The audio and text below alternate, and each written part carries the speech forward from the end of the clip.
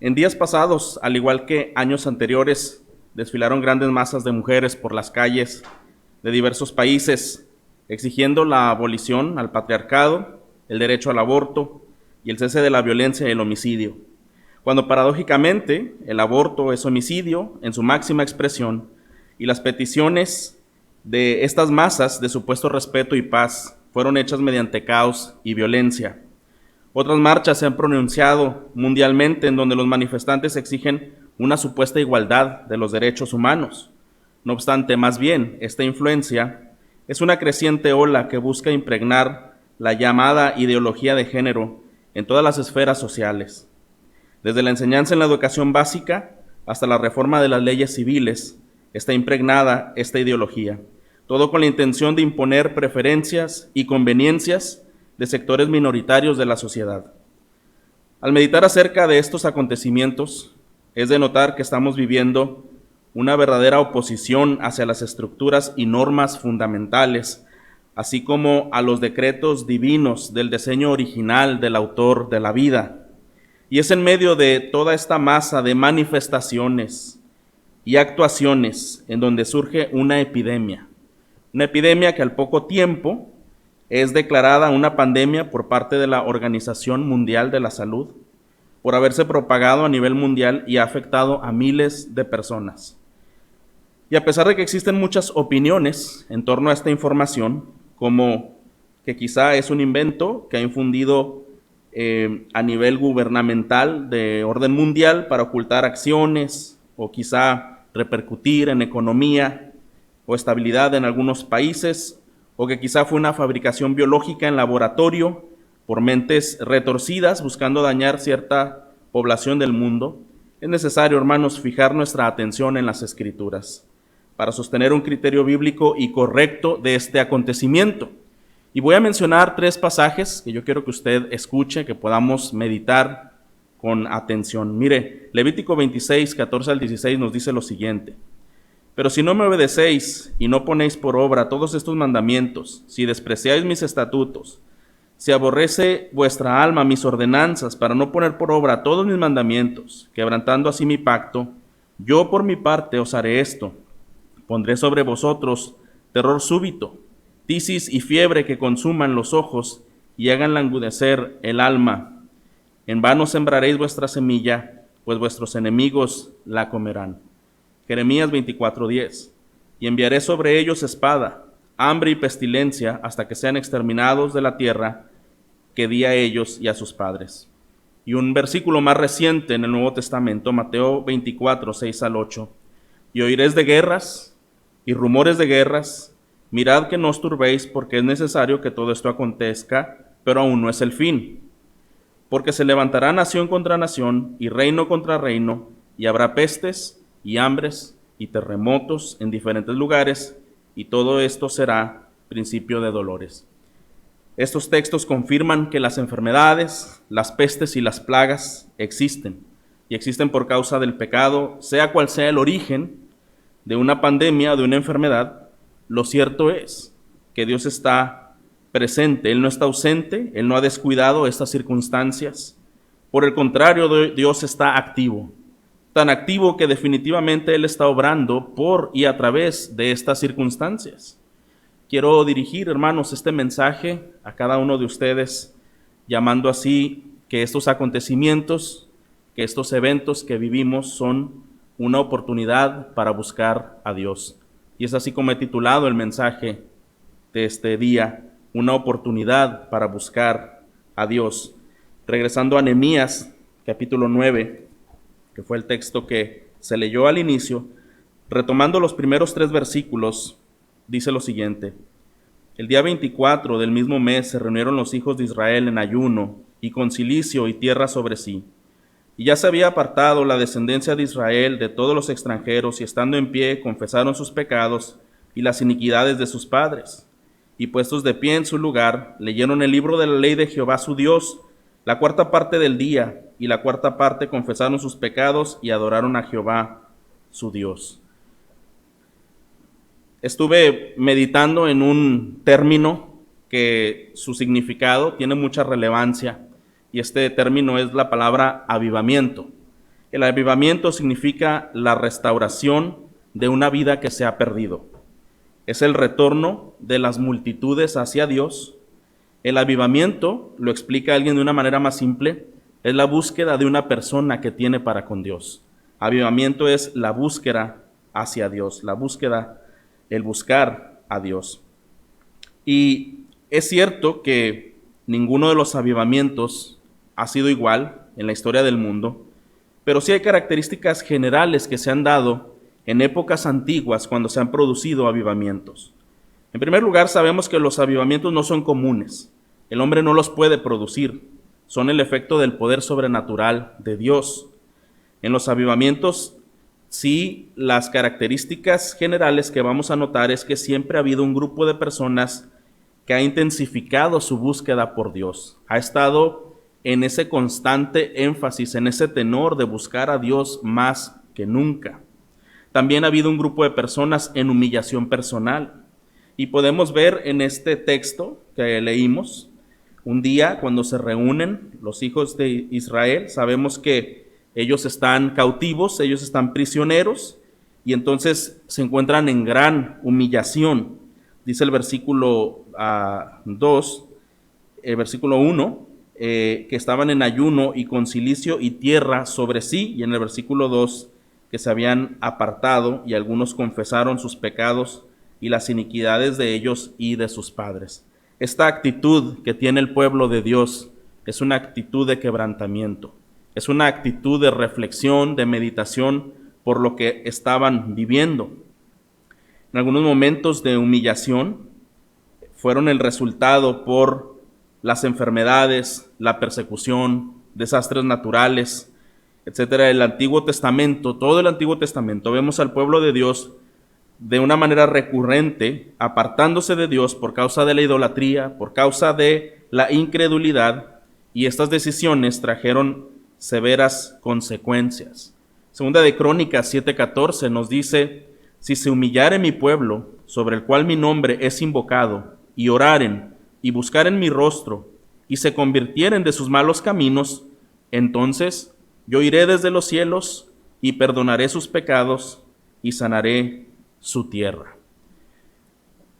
En el mundo, en la historia, ha existido aflicción, enfermedades, pestilencias y algunos otros acontecimientos atroces que han afectado a masas, a multitudes, a naciones. Y muchas veces el Señor ha permitido estas consecuencias, estas devastadoras consecuencias, hacia un mundo agitado, yendo en pos de sus propios ídolos y de sus propias concupiscencias. El pueblo de Israel no es la excepción, como lo acabamos de ver. Ellos se encuentran en un momento de su historia en donde están siendo abatidos, oprimidos, lejos de su ciudad, lejos de su país, y no solo sometidos y esclavizados, pero también encuentran ahora en mano de Nehemías, por su liderazgo y la administración de este hombre, está llevándoles al punto de reconocer por qué estaban allí y por qué estaban en esas condiciones. Desde los primeros capítulos se escucha cómo era devastado Jerusalén, derribadas las puertas con fuego, y todo ello era consecuencia de desobediencia que el pueblo venía practicando. La humillación es el primer elemento que debemos de tomar en cuenta para que un avivamiento se produzca. Yo estoy invitando a todos en este mensaje, como lo hemos titulado, es tiempo de buscar a Dios, es una oportunidad de buscar a Dios. Dicho de otra manera, es una oportunidad para un avivamiento, pero un avivamiento tiene elementos. Para que un avivamiento se produzca, para que este cambio pueda darse, debemos meditar en los elementos que han marcado la historia de cuando esto ha sucedido. Y el primero es que hay humillación. Entonces quiero compartir el primer punto que vamos a analizar para buscar a Dios, para que un avivamiento pueda producirse, y es la humillación. Es el primer paso para un avivamiento. Es la humillación un elemento necesario para volver a Dios y restaurar nuestra comunión con Él. El orgullo, por el contrario, es el terreno para que crezcan todos los demás pecados. El orgullo es el impedimento principal para que Dios haga una visitación de manera especial a la vida de una persona. El orgullo es lo que más rápidamente nos aleja de Dios. Raramente un hombre se humilla a sí mismo ante Dios, reconociéndole y entregando su vida. Normalmente es Dios quien busca humillarnos primero. Y desgraciadamente el ser humano no busca esta humillación de manera personal, y nuevamente es Dios quien tiene que dar este paso por la búsqueda al hombre.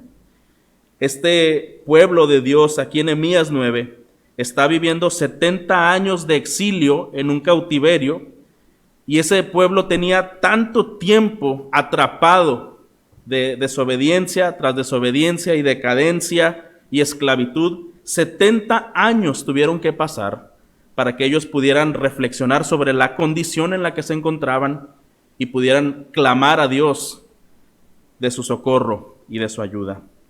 Este pueblo está en humillación por su pecado. Es una respuesta como tal, es que había dura opresión, pero hay un arrepentimiento de parte de Nehemías y de los líderes del pueblo. Había un reconocimiento del pecado en sus vidas y en la vida colectiva, en la vida del pueblo. Mira el versículo 2. Y se habían apartado la descendencia de Israel de todos los extranjeros, y estando en pie, confesaron sus pecados y las iniquidades de sus padres. Ellos vieron su realidad, ellos vieron su condición. Grandes pecados que ellos habían cometido era la unión con naciones paganas, la imitación de costumbres y de falsa adoración de esas naciones paganas, e ir en contra de Dios abiertamente a sus mandamientos, y ellos estaban en esta dura realidad. Es una realidad, hermanos, que el pecado que uno comete afecta a los que están alrededor. Qué interesante que el versículo 2 nos dice: confesaron sus pecados y las iniquidades de sus padres. No solo este grupo de personas no solo se centró en reconocer lo que estaban haciendo mal, pero también intercedieron, también pusieron en manos de Dios los pecados de las generaciones anteriores, de las personas que estaban en su entorno, en su alrededor. Y muchas veces podemos pensar, el pecado que yo cometa no tiene por qué repercutir a otro, al fin de cuentas es mi mala decisión. Bueno, el pecado que una persona comete es su pecado personal, pero las consecuencias no lo son. Las consecuencias afectan a una multitud de personas que se encuentran alrededor. Un miembro de la familia que decide pecar afectará a toda su familia. Un miembro del cuerpo de Cristo no puede pensar que su pecado es personal, porque aunque esto sea así, no son así sus consecuencias. Afectará en gran manera a todo el cuerpo unido. Y esto es así en cada sector.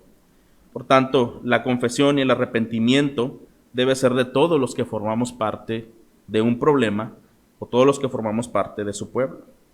Bueno, otro elemento que surge como una oportunidad a un avivamiento es que hay un hambre por alimentarse de la palabra de Dios.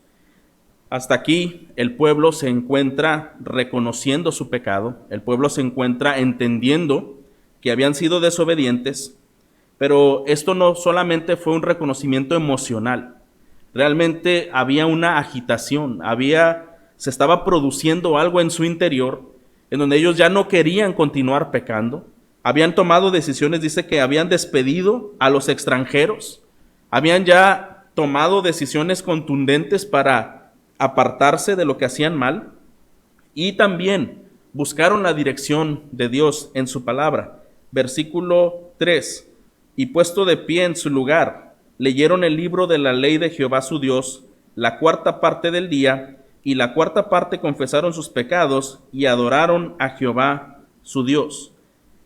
Un hambre por alimentarse de la palabra de Dios. Este pueblo con Nehemías, con Esdras, estuvieron expuestos a la palabra de Dios. Dice aquí que estuvieron en la intemperie bajo el ardiente sol muchas horas durante la mañana.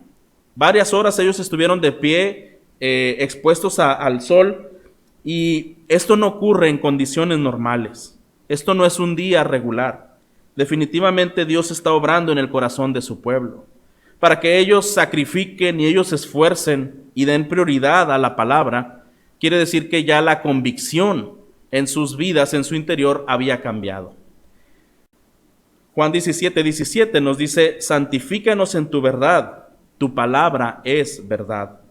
La palabra de Dios es el instrumento que Él usa para que nos acerquemos a Él. Sin la palabra de Dios no es posible buscarlo, no es posible encontrarlo y no es posible experimentar un avivamiento.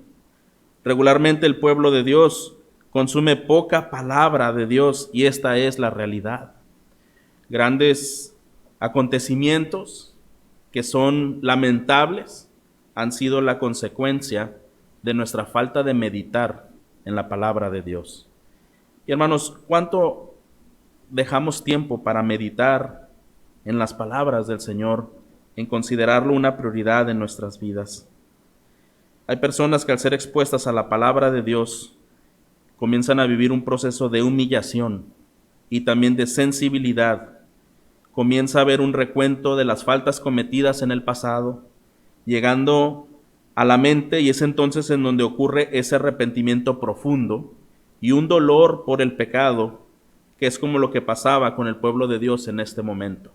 Cuando la palabra comenzó a leerse, comenzó a exponerse ante cada uno de ellos, reconocían su falta y reconocían a Dios. Es importante que estemos exponiéndonos a la palabra constantemente. Quizá ahora, en este tiempo, mientras algunas actividades han sido suspendidas y quizá donde es rigurosamente necesario estar resguardados en casa, es una buena oportunidad que podemos utilizar este tiempo de manera provechosa para ver algunos recursos que nos animen, que nos produzcan crecimiento interior, crecimiento espiritual. La lectura de la palabra, la meditación, escuchar prédicas, estar en esa constante actividad y propósito para no descuidar nuestra alma. La palabra de Dios, hermanos, es un instrumento esencial para que un avivamiento se produzca. Sin la palabra de Dios, un avivamiento no vendrá, no será así. Podrá venir azotes, podrán venir muchas dificultades y una persona podrá reconocer en la calamidad en la que se encuentra, pero si no hay arrepentimiento y no hay una búsqueda de su palabra, las cosas no van a cambiar en una persona. Es importante acercarnos a la palabra de Dios. Avivamientos no ocurren alejados de la exposición de la palabra de Dios. Quiero mencionar un tercer elemento también, y este es el reconocimiento del carácter santo y perfecto de Dios. Siguiendo el desarrollo de este texto, nos dice en el versículo 4 y 5 que clamaron en voz alta a Jehová su Dios. Algunas personas, y dice en el versículo 5 también, bendígase el nombre tuyo, glorioso y alto sobre toda bendición y alabanza. Versículo 6, tú solo eres Jehová, tú hiciste los cielos y los cielos de los cielos con todo su ejército, la tierra y todo lo que está en ella, los mares y todo lo que hay en ellos. Y tú vivificas todas estas cosas, y los ejércitos de los cielos te adoran. Estas personas están reconociendo quién es Jehová. Después de muchos años de haber estado centrados y ensimismados en sus propios deseos y en sus malas decisiones, ahora que han sido expuestos a la palabra, sus mentes se han abierto, se ha iluminado, han encontrado la belleza que hay en el Señor, y ahora su alma puede reconocer, tú eres ese gran Jehová. Tú eres el que hiciste los cielos de los cielos, todo su ejército y todo lo que hay, los mares. Tú vivificas todas estas cosas y aún los ejércitos de los cielos te adoran. Pareciera como que estas personas estaban con una venda en sus ojos espirituales y de pronto, ante la exposición de la palabra, ante la exposición de este ambiente espiritual, esa venda se cayó y entonces pudieron ver la realidad de quién es Jehová. Y no es que Jehová ahora comenzaba a ser glorioso y grande y majestuoso. Él siempre ha sido y siempre será grande y majestuoso. Pero ahora ellos lo podían ver. Este es un elemento esencial del avivamiento, que cuando el Señor habla a nuestras vidas, nuestros ojos pueden ver cosas que antes no veíamos. Y es precisamente la obra de Dios en nuestros corazones, atrayéndonos a la verdad. Una obra importante en un avivamiento real es que comenzamos a ver la verdad. La verdad nos hace libres, la verdad nos lleva a la adoración, la verdad nos lleva al cambio. La verdad nos lleva a la alabanza. Ellos comenzaron a ver la verdad y comenzaron a reconocer el carácter santo y perfecto de Dios. Esto apoya, como Salmo 8.1 nos dice: oh Jehová, Señor nuestro, cuán glorioso es tu nombre en toda la tierra. ¿Y cuántos textos apoyan esta grandeza de Dios? En algunos versículos podemos ver que no solo vieron al Señor como Él realmente es, pero también vemos que ellos están reconociendo que sus mandamientos, que su voluntad es buena. Vamos un momento a versículos 12 y 13. Los versículos anteriores es una narración de lo que el Señor hizo con el pueblo cuando salieron de Egipto y cómo pasaron por el Mar Rojo. Y en versículos 12 y 13 dice: con columna de nube los guiaste de día y con columna de fuego de noche para alumbrarles el camino por donde habían de ir. Y sobre el monte de Sinaí descendiste y hablaste con ellos desde el cielo y les diste juicios rectos, leyes verdaderas y estatutos y mandamientos buenos. Qué interesante, ¿verdad? Tus mandamientos son buenos. Ahora ellos reconocían aquellos mandamientos que desechamos, aquellos preceptos que se nos dieron y no consideramos, hoy entendemos que eran buenos, que son buenos. Y hermano, esto es lo que se produce cuando estamos en contacto con el Señor. Reconocemos que sus mandamientos son buenos. El pueblo de Dios comienza a decirlo: tus mandamientos son correctos, tus mandamientos son buenos. Primera de Juan capítulo 5, versículo 3, es otro texto que nos habla al respecto y dice: pues este es el amor a Dios, que guardemos sus mandamientos, y sus mandamientos no son gravosos. Esa es la conclusión de alguien que está caminando con Dios estrechamente. Sus mandamientos no son gravosos. Es sencillo el yugo, es fácil la carga cuando vamos de mano del Señor. Vamos a ver otras características que el pueblo menciona de Dios. Mire en el versículo 14. Les ordenaste el día de reposo, dice en el versículo 14. En el versículo 15, les diste pan del cielo en su hambre. Estos versículos hablan más del carácter de Dios. Es un Dios bondadoso que da reposo a su pueblo. Y en el versículo 15 es un Dios también proveedor. Les dio pan, maná del cielo. Tú secaste su sed, sacaste aguas de la peña. Les dijiste que entraran a poseer la tierra por la cual alzaste tu mano y juraste que se las darías. Comenzar a ver lo bueno que es Dios. Hermano, yo quiero invitarte que en estos momentos de mucha información y de expectativas a lo que puede pasar el día de mañana, puede ser positivo, puede ser muy lejos de ser positivo, reconoce quién es Dios, cómo Él ha sustentado, cómo Él ha cuidado, cómo Él ha dirigido, cómo ha sido firme en sus propósitos. Considéralo.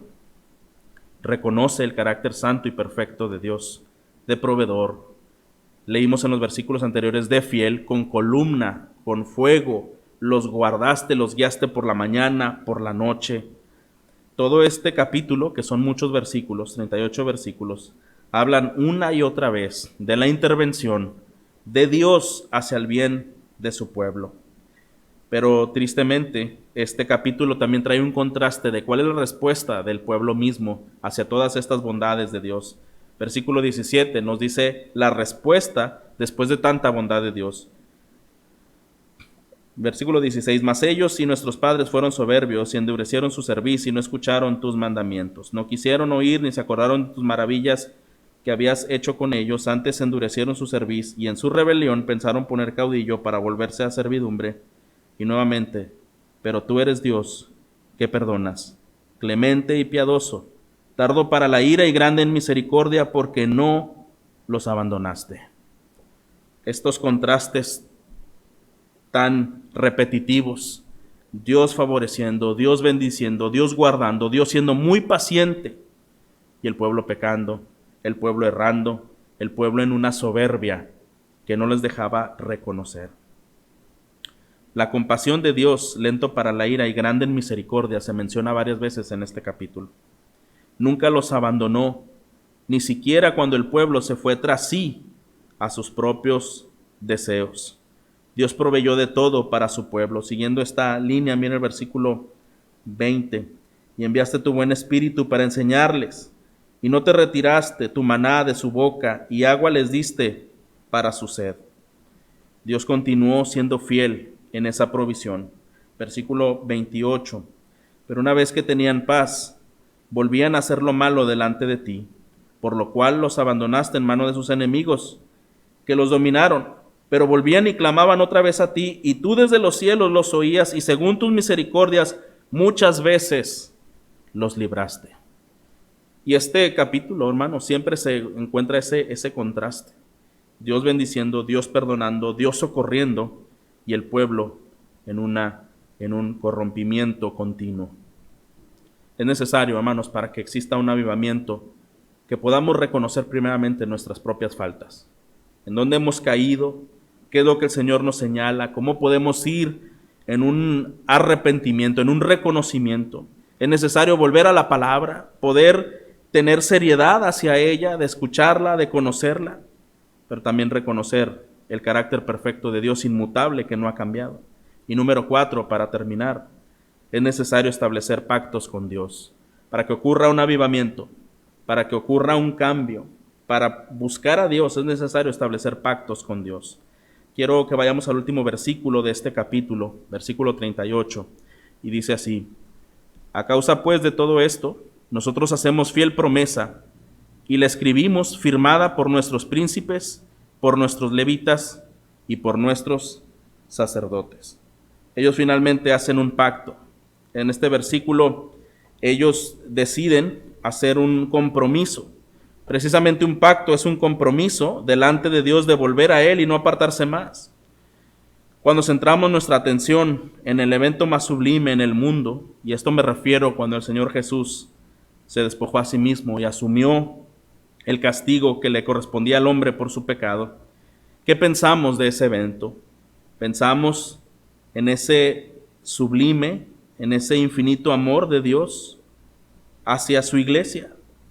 Pero no podemos ignorar la realidad de cuán a menudo nos alejamos de Dios y de sus caminos, aun que entendemos ese evento. Que a pesar de su gran amor y de su fidelidad, nuestros afectos tienden a extraviarse en pos de ídolos. Como dice la Escritura, cisternas rotas que no retienen aguas, como nos dice su palabra. Hoy es un tiempo adecuado y propicio para buscarlo, en humillación y en arrepentimiento. ¿Por qué no dedicamos estos días posteriores a la oración mientras estamos en resguardo? Es tiempo de volver a Dios, es tiempo de volver a su palabra, a sus caminos, reconocer su majestad y su perfección, que el Señor avive en nuestras almas, avive nuestra iglesia, nuestro país y su pueblo por todo el mundo. Es un llamado estos días de buscar a Dios. Búscalo, hermano, desde tu hogar, búscalo en lo privado de tu recámara, y Él está puesto y dispuesto a escuchar. Busquémoslo en estos momentos que tanto necesitamos de su presencia, de su calma a nuestro espíritu agitado de estos días. Busquemos al Señor. Vamos a orar. Señor, tú conoces cada corazón, cada mente, cada alma. Conoces lo más profundo de nuestro ser y también los hechos que hemos cometido desde que nacimos hasta el día de hoy.